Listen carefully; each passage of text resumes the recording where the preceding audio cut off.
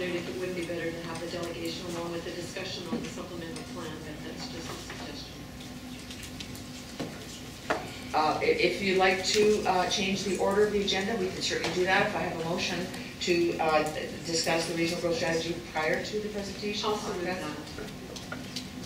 Yes, we have a mover to address G1, the regional growth strategy, now, as opposed to the delegation which we would hear following. And we have a seconder. Yeah, I just think that there might be a lot of questions regarding the supplemental plan, so it might be good to have the two together. So since we moved the regional growth strategy up, I'm assuming there's not going to be a long debate on that. Thank you, then. We do have a motion before us. Is everyone familiar with the request by Director Billman? Yes. RGS before the delegation? Yes, that's what has been proposed.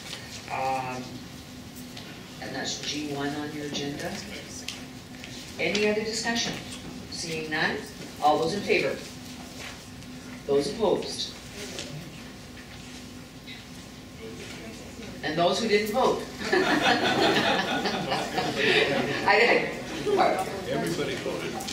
Those that didn't vote are in favor.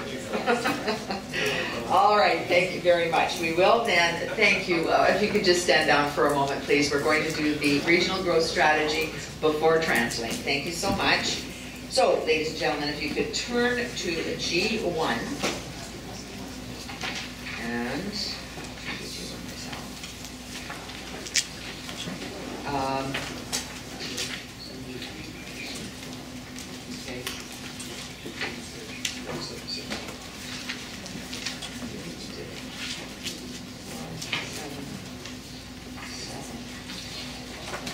yes.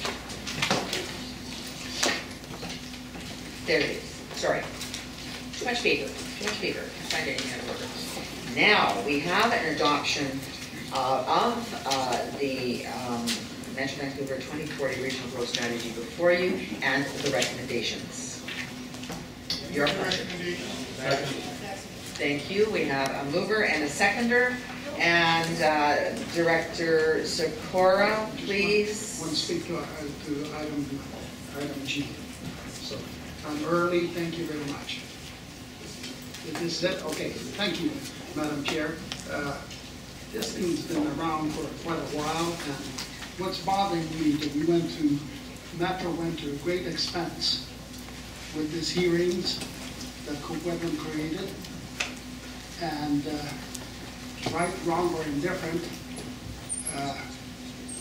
our mayor was on a committee for about a year as a vice chair of this committee, and mentions that he did bring up some of these items in the committee system to get it rectified before it came to a boil. Had all these hearings between Coquitlam and Metro Vancouver. I'd like to ask the chair, why wasn't it not addressed, Dan, instead of going through all these expensive hearings, if this was the case?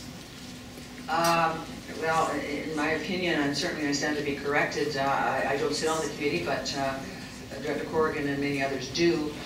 We're dealing with the actual growth strategy plan, and if you have some things to discuss with your mayor, I guess we should have you do so with all due respect. Madam Chair, we've had some conflicting reports to our council, and this is exactly what's bothering me. We went to great expenses because, as you know, in G-Relief there was at least 8 to 11 people that were at those meetings, and there was 3 from Coquitlam.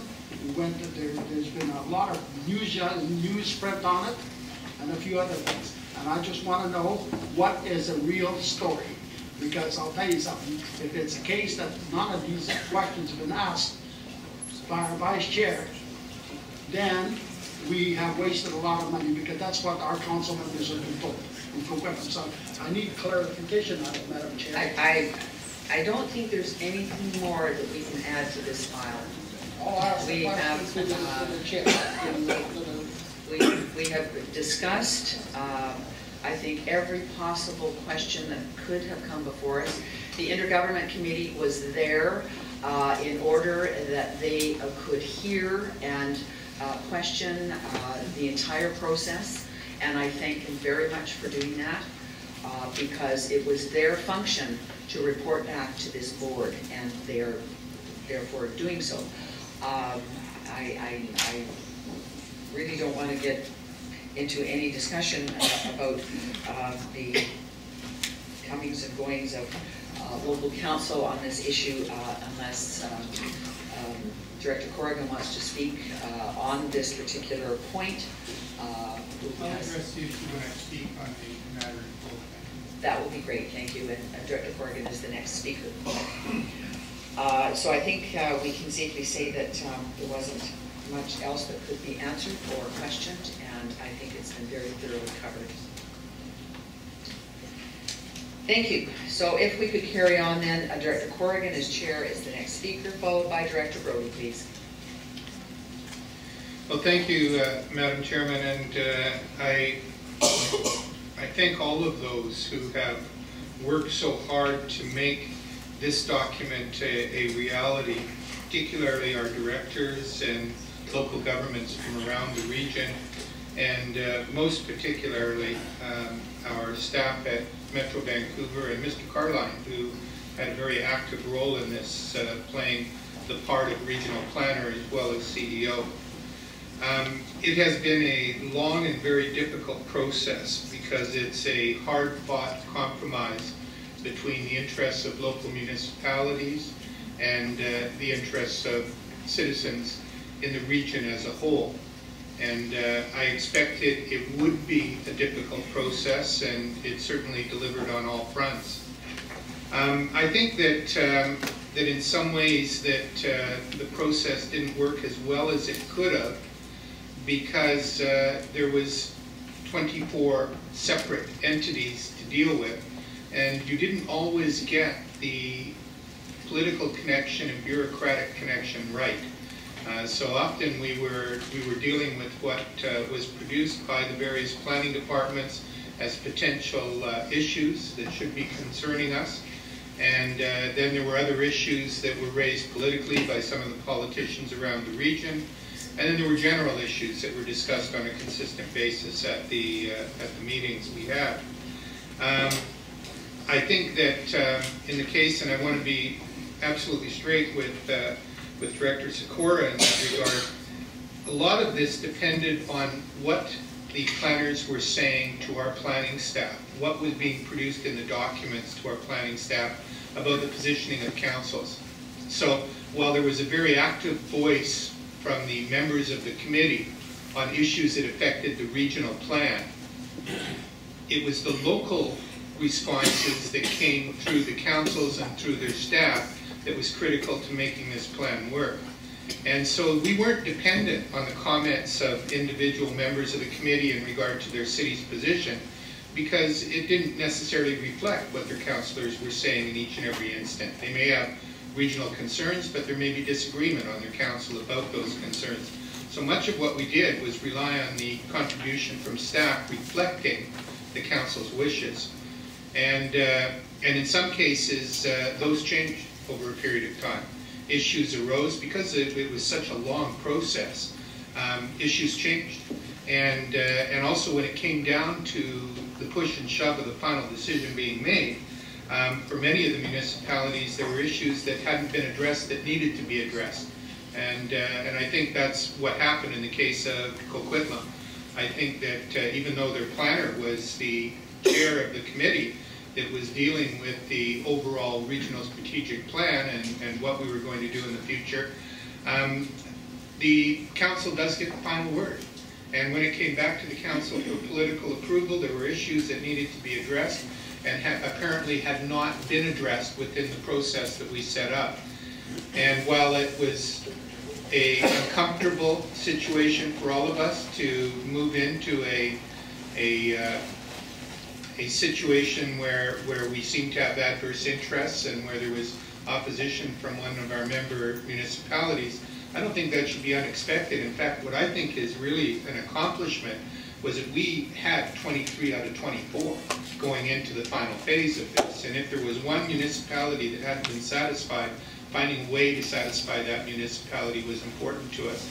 And in the end, though it did cost some money, it was money well spent, because I think finally Coquitlam was able to adopt the plan and feel that they had achieved something. And I hope that it shows the evidence of our good faith and our goodwill throughout the process that eventually all 24 have come on. And that again, how many organizations can accomplish unanimity in a plan like this? It is an absolute miracle that we can bring 24 diverse municipalities and agencies together and achieve a unanimous result. I think that that accomplishment is unparalleled, probably unparalleled in any other federation of municipalities anywhere else. So I think rather than looking back and feeling bitter about some of the processes that didn't work, I'm hopeful today that we will celebrate the fact that eventually everything was accomplished, that everything eventually did work and did achieve a plan that will set our direction for the next 20 years. I want to also, just on a, is that while the Liverpool Region Strategic Plan was a very, I think a plan that gave us very good guidance on how we should build our region, it was a plan that didn't have the necessary teeth to ensure that the plan would be implemented in all cases. It was a plan that very much depended on municipalities' cooperation, and it succeeded because of that. There were very few issues that were raised under the Liverpool Region Plan considering the diverse interests of municipalities. That being said, is that we didn't accomplish everything we wanted in the Liverpool Region Strategic Plan, and going back again for a second try at achieving a regional growth strategy was, I think, quite daring. It was us going back and saying, though we accomplished this once, we can accomplish it again, and we can address the failures of the plan in the previous iterations. And I think one of the biggest issues we accomplished was dealing with industrial land. With a very small land base, with the constraints, geographic constraints we have here, with the border on one side, the ocean on the other, the mountains on the other side, and then beautiful, some of the most beautiful farmland in the world. Our geographic constraints are very difficult to cope with. And with so many people coming to our region, so many people wanting to live here, is the tendency to move to residential accommodation is very clear. It's the most valuable use of land. And so we have lost a great deal of industrial land over the years to residential development. And our business community said that this isn't sustainable. We can't do that any longer. We need to be able to have an amount of industrial land that is going to support the kind of economy that's necessary for a city of this size, a metropolitan area. And so, you know, we had between 1990 and 2006 about 18 million square feet of office space built in the region. About 40% of that office space went into downtown Vancouver. And then about 11% went into the regional town centers. So that's 51%. 49% of the office space went to suburban business parks. Went into areas that weren't well serviced by transit, that were necessarily serviced by the single occupant motor vehicle. That imposes a tremendous public cost. It's an inefficient form of development. It undermines transit ridership. It requires additional public tax subsidies. It creates congestion, pollution. It requires road improvements, as I've said. It means that even our public health system is affected because of the effects on respiratory systems, and the increase in greenhouse gas emissions is a problem for future generations. So we didn't protect our industrial land well enough, and we didn't succeed in avoiding employment dispersal. So it was a very hard battle to come in and say, we're going to reverse that trend, and we're going to find ways to gain the approval of all of our municipalities in protecting industrial land and to continue to protect our economic base. We managed to do that in this plan. I think that is the centerpiece of this plan. And we again reaffirmed our belief in our protection of agricultural land and green space, and the fact that density was the only solution available to us to be able to promote livability in our region. So I want to congratulate everyone who was involved. I want to particularly thank the Intergovernment Committee and yourself and Director Brody for taking such an active part in the negotiations with Coquitlam. I stood back as the chair of the committee and didn't take as big a part, probably because I would have such a vested interest in the work that we had already accomplished, and allowing the objectivity of the chair of finance to come in and manage this difficult situation, I think allowed the process to be completed. I do appreciate their efforts, and again, I want to say that this is, every council in this region should be proud of what they've accomplished. Every planning staff should be proud of the effort that they put in to ensure their municipal interests were protected while the regional interests moved forward. So I do want to congratulate all involved and to say that this was a job well done, and a job that hopefully we won't have to do again for at least a decade, though we did commit to a 5-year review. And likely the next plan will be done by someone other than me. Thank you, Madam Chair. Thank you very much for your words, not only as chair, but as a member that has been on this board for a considerable length of time and worked very hard on this file. I will then go to Director Brody, Director Steves, Director Stewart. Director Brody. Madam Chair, I'll keep my remarks fairly brief. I certainly agree with what Director Corrigan said. And in terms of the question that was posed, I agree with your comments. It really is time to, we can deal with a bit of the substance of the regional growth strategy, but some of the other issues are best left to the side at this point. I think that it's interesting that in the last month we've had the approval of the 2 other plans, the liquid waste and solid waste plans, and now the growth strategy, which I heard open comments over the years coming from other places about the impossibility of the tasks that we were faced. And for us to have achieved unanimity is really extraordinary. And it does bring to my mind the contributions by all the members of the Intergovernmental Committee, plus Director Dakin, who was there as an interested party, as a participating municipality, because one of the important parts of that process was for the various members to talk about it, the process from their own city's point of view and how they overcame. Everybody had certain reservations about it and how they overcame those reservations. When we have worked so hard with the Coquitlam Mayor and Council and staff, and for them to be satisfied to go from a situation where there was unanimous opposition to the plan to a point where there was 8 of 9 who were in favor of the plan, I think that it speaks to the process and in very, very favorable terms, and it also speaks to there was the mayor and 2 councillors. Obviously, they were all very actively engaged in this whole process, and so I think that you know, that should be recognized as well. So to get to that final stage was important, and now we can move forward with what has to be a critical plan for this region. Thank you very much, Director Brody. I'll go to Director Steve next, please. Thank you. I'm very pleased to be able to support the plan at this stage of the development of our regional growth strategy for 2 reasons. First reason is that it establishes an urban containment boundary around the agricultural lands in this region, putting a hard line around the LR. I think this is a major, major step forward.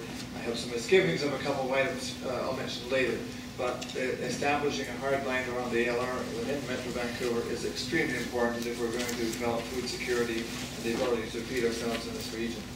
Secondly, for the first time ever, as Mayor Corrigan, Director Corrigan has mentioned, it establishes an industrial land base within the region that will be protected as well.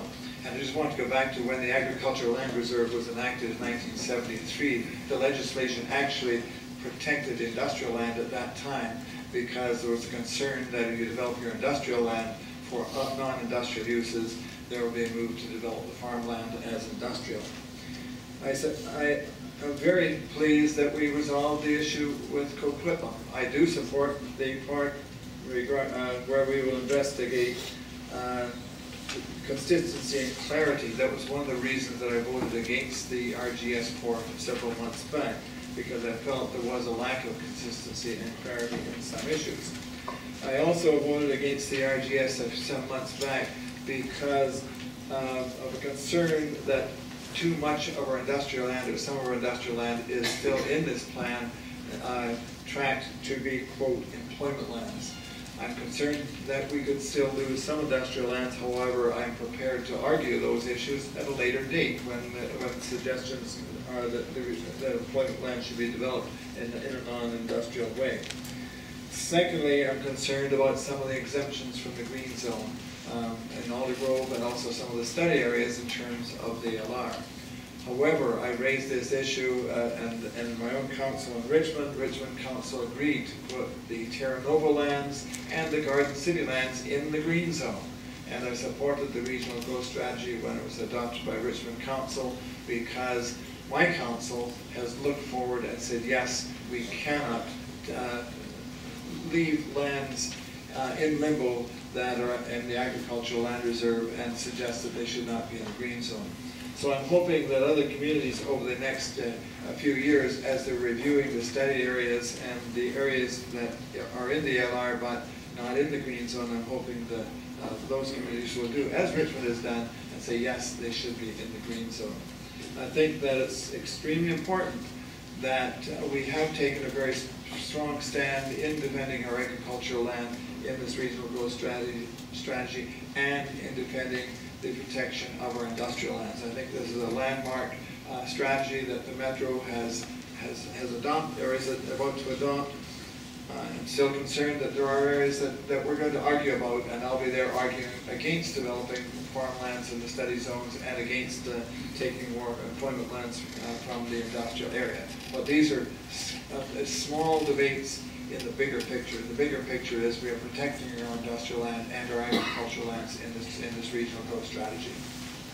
Thank you. Thank you very much, Director Steeves. I will carry on with Director Stewart next, please. Thank you very much. You can't imagine how pleased I am to be able to sit here today and support this. And I want to acknowledge some people that have already been acknowledged, certainly the regional staff who worked on this program, the regional planning committees for, I guess, over the years, over a decade, who have worked toward this day. The Intergovernmental Committee who was saddled with the task of working with working to resolve the dispute, to resolve the challenge that we were facing. They sat patiently through 4 very long meetings. And I also want to acknowledge our own participants, our own council, but also Jim McIntyre, who's our planning director, who certainly worked hard on the dispute resolution process, but long prior to that was instrumental in working out and crossing the T's and trying to help the region reconcile all the differences of opinion, because I do find it somewhat miraculous that we ended up where we are today, where we have 24 distinct governments agreeing on this thing. Unanimity is hard to achieve, and you can imagine we've rejected this unanimously at Coquitlam. As you can imagine, sometimes it feels like the only thing we do unanimously at Coquitlam is adjourn. And representing those 8 diverse other opinions as you sit on a committee is a challenge, there's no question.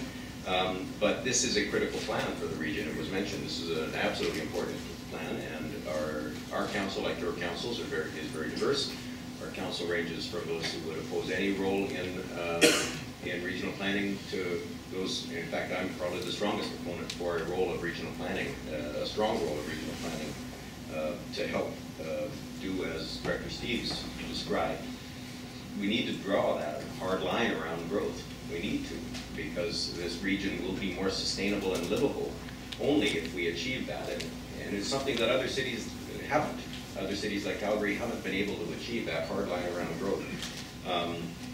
And yet, having done that, we also have to try to do it as consistently as possible. We still have issues with the regional growth strategy related to consistency and some other things, and I'm sure everyone has things that they would like to see changed. But we're able to buy in at this point, again, almost unanimously as a council. And I'm most pleased to be able to thank everybody for their patience and look forward to moving forward in a very productive way in both passing this and several other plans. Great future ahead for this region. Thank you. Thank you very much, Director Stewart. I have no further speakers. I would just like to say it's interesting how we have spoken about diversity of this wonderful region from Lions Bay out to Langley Township, Langley City, and beyond to the mountains. But you know, it occurred to me that diversity is making us strong. Collaboration is making us strong, and compromise is making us strong, and respect, above all, is making us strong. So I will ask that we divide this motion, separating A from B, C, and D as we need the third reading under A, please. So if there's any other discussion on A, you ready for the question? All those in favor? Opposed and carried. And on B, C, or D, are there any other comments? Seeing none, all those in favor, opposed and carried. And I guess because once again we are thank you. We have is that the staff? I know that staff. But you know, this board really deserves a lot of credit. This really is another major milestone for this board, and I just want to acknowledge all those who have contributed their ideas and their suggestions, and yes, their constructive criticisms through this whole process. We all really care. I know we do. Each of us care very deeply about the future of this region, regardless of our political views and perspectives. And I especially, as I mentioned earlier, want to thank the Regional Planning Committee and its chair, Derek Corrigan, and the committee that oversaw the development of this plan. The Intergovernment Committee, thank you so much again, who oversaw the dispute resolution process, and in particular, Director Malcolm Brody. As this occurred, I found myself away at a conference, and Director Brody was kind enough to take this on and had a leadership role in this entire concern that we had. So I want to thank him very much for that. I also want to acknowledge the contributions of all the member municipalities. Each of your councils have done a stellar job in getting up to speed on all of the implications of the plan for not only your own councils, but your peoples as well, and how it would affect people in your area. The elected officials and staff have all worked really hard, and everyone has made this regional growth strategy a real regional plan. I just want to remind ourselves just what was needed to get this far, and achieving, as it has been stated already, achieving unanimous support from the 24 local governments was a very high bar. I don't recall anywhere in my time where that has been required and where it has been accomplished mostly. I don't know any other jurisdiction that would require that level of support. The fact that this plan received that support really is testimony to the quality of the plan and the efforts of the people who contributed to it. You all are a part. It is a plan that supports community building, social well-being, encouraging development of complete communities designed to support walking and cycling and public transit with healthy lifestyles, and by encouraging the supply of housing suitable for and affordable to all sectors of our populations. It's a plan that protects and nurtures our precious environment by designating conservation and recreational areas, encouraging the protection of the critical national assets and natural assets, and promoting a form of development which reduces the cumulative impact of development on the environment, particularly on air quality. And I know we're all committed to that 100%. It's a regional land use plan that we should celebrate and embrace. And I will finally then just ask if Director Corrigan or Director Brody would like to have any final comments. Thank you. Thank you very much, ladies and gentlemen.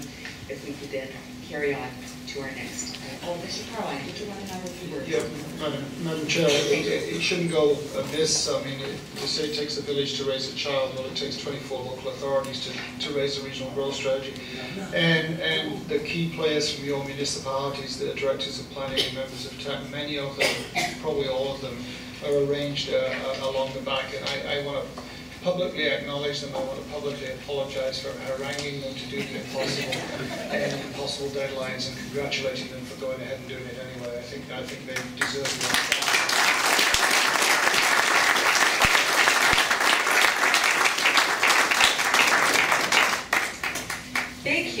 Thank you very much, Mr. Caroline, for that comment about staff, and back to yourself as well. Thank you.